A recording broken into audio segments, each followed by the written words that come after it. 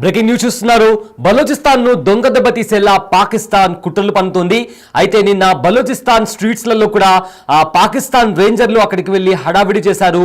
ఇళ్లపైన దాడి చేస్తూ ఒక కైండ్ ఆఫ్ కేఓస్ సిచ్యువేషన్ అక్కడ నెలకొల్పారు. మొత్తం మీద బలోచిస్తాన్ ఏదైతే పాకిస్తాన్ ఆర్మీ పైన దాడి చేస్తుందో రిటర్న్ గా బలోచిస్తాన్ ప్రజల పైన కూడా కుట్ర పన్ని కూడా వాళ్ళపైన దాడులు చేస్తుంది పాకిస్తాన్. నిన్న అర్ధరాత్రి బలోచ్ వీధుల్లో కూడా హడావిడి చేశారు. బలోచిస్తాన్ ఇళ్ల దగ్గరికి పాక్ రేంజర్లు వెళ్లి హల్చల్ చేశారు. కరాచీలోని బలోచ్ ప్రాంతంలో నిన్న రాత్రి అలజడి రేగింది. పెద్ద ఎత్తున గుమ్మిగూడిన పాక్ రేంజర్లు అక్రమంగా వాళ్ళ ఇళ్లల్లో చొరబడి వాళ్ళ ఇండ్లపైకి కూడా అక్కడుండే స్థానికుల ఇళ్లపైకి రాళ్లతో దాడులు చేశారు. అయితే నిన్న లియారీ ప్రాంతంలో కూడా పాకిస్తాన్ రేంజర్లు దాడులకు పాల్పడ్డారు. అయితే బిగ్ టీవీ స్క్రీన్ పైన దానికి సంబంధించిన విజువల్స్ చూస్తున్నాము. పాకిస్తాన్ రేంజర్లు ఏ రకంగా బలోచ్ ప్రజలపైన దాడులు చేస్తున్నారు కూడా మనకు చాలా స్పష్టంగా కనిపిస్తుంది.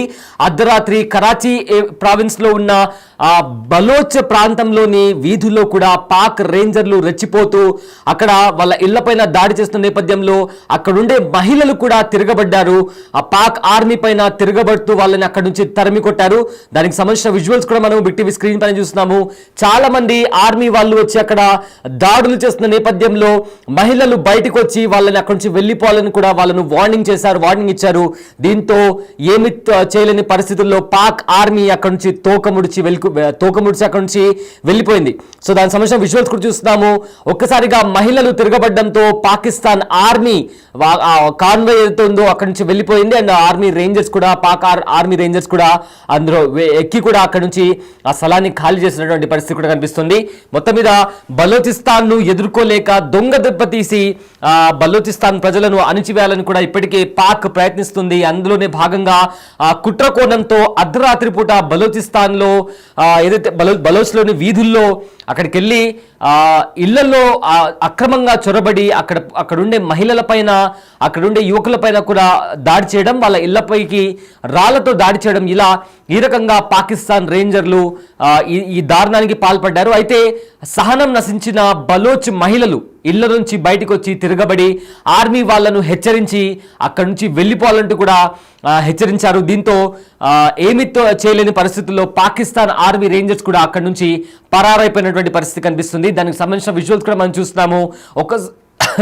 ఒక్కసారిగా మహిళలు తిరగబడ్డగానే అక్కడుండే ఆర్మీ రేంజర్స్ అందరూ కూడా తోక ముడిచి వారి వాహనాల్లో ఎక్కి కూడా అక్కడి నుంచి వెళ్ళిపోయారు.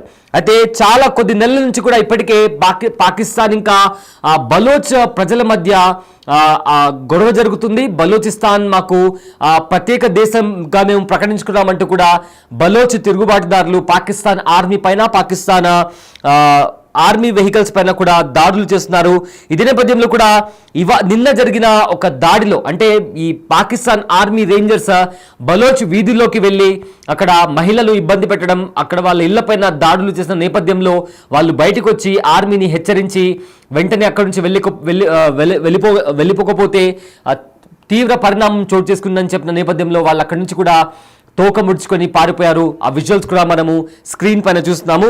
అయితే ఆపరేషన్ సింధూర్ సమయంలో భారతదేశం చేసిన దాడి నుండి పాకిస్తాన్ ఇంకా కోలుకోలేదు. ఇంతలో బలోచిస్తాన్లో పరిస్థితులు కూడా వేగంగా ఏదైతే పాకిస్తాన్ స్థితి కూడా దిగజారిపోయింది. అయితే బలోచిస్తాన్లో ఎక్కువగా భాగం ఇప్పుడు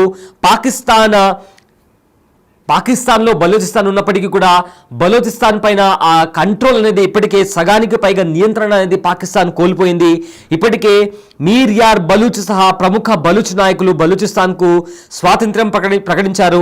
భారతదేశంతో పాటు ఐక్యరాజ్య సమితి నుండి గుర్తింపు మద్దతును కూడా కోరుతున్నారు. ఇంతలో బలోచిస్తాన్లోని ఎక్కువ భాగంపై పాకిస్తాన్ అధికారుల నియంత్రణ లేదంటూ కూడా Baloch American Congress secretary general Razak Baloch ఒక పిడుగు లాంటి విషయాన్ని కూడా వెల్లడించారు.